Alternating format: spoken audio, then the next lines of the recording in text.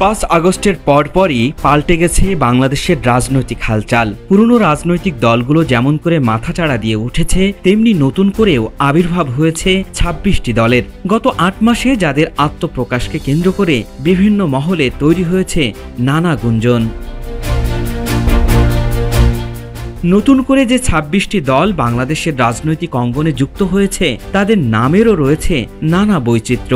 কোনো দলের নাম নিউক্লিয়াস পার্টি, কোনোটি আবার জনপ্রিয় পার্টি, আবার কোনোটির নাম জাগ্রত পার্টি, আমজনতার দল, আমজনতা পার্টি।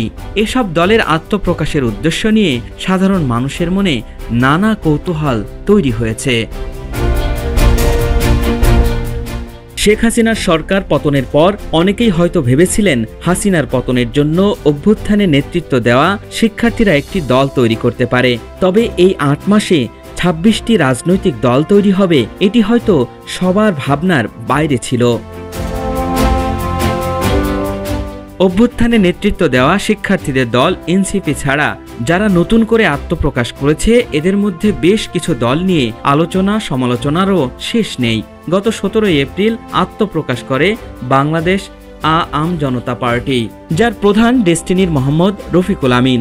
অর্থ পাচার ও ডেস্টিনি টি প্লান্টেশনের মামলায় ১২ বছর কারাভোগের পর গত ১৫ জানুয়ারি জেল থেকে বের হওয়ার ৩ মাসের মাথায় নতুন এই দল নিয়ে হাজির হন তিনি।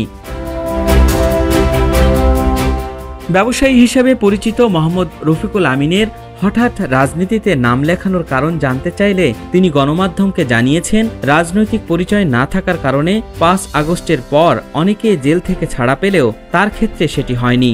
রাজনৈতিক মঞ্চকে মাধ্যম হিসেবে ব্যবহার করে তার উপর জুলুমের কথা প্রশাসনকে জানাতেই তিনি নতুন দল তৈরি করেছেন। সবশেষ চিত্রনায়ক ও নিরাপদ সড়ক আন্দোলন নিয়ে কাজ করা ইলিয়াস কাঞ্চন ২৫ এপ্রিল জনতার পার্টি বাংলাদেশ নামের দলটি ঘোষণা করেছেন।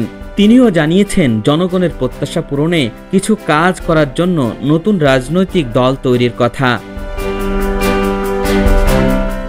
শেখ হাসিনার পতনের পর ২০২৪ সালের আগস্ট থেকে ২০২৫-এর ২৫ এপ্রিল পর্যন্ত গত ৮ মাসে অন্তত ২২টি রাজনৈতিক দল ও 4টি রাজনৈতিক প্ল্যাটফর্ম আত্মপ্রকাশের খবর এসেছে গণমাধ্যমে, যার মধ্যে গত বছর ১১টি আর চলতি বছরের প্রথম ৪ মাসে আরও ১১টি দল গঠিত হয়েছে। সেই হিসাবে প্রতি মাসে গড়ে ৩টি করে রাজনৈতিক দল ও সংগঠন হয়েছে।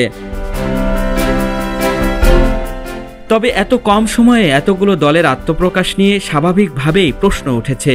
বিশ্লেষকরা বলছেন, দল গঠনের এই প্রবণতা নতুন কিছু নয়। এর আগেও বিভিন্ন সময়ে এমন নতুন নতুন দল গঠন করতে দেখা গেছে।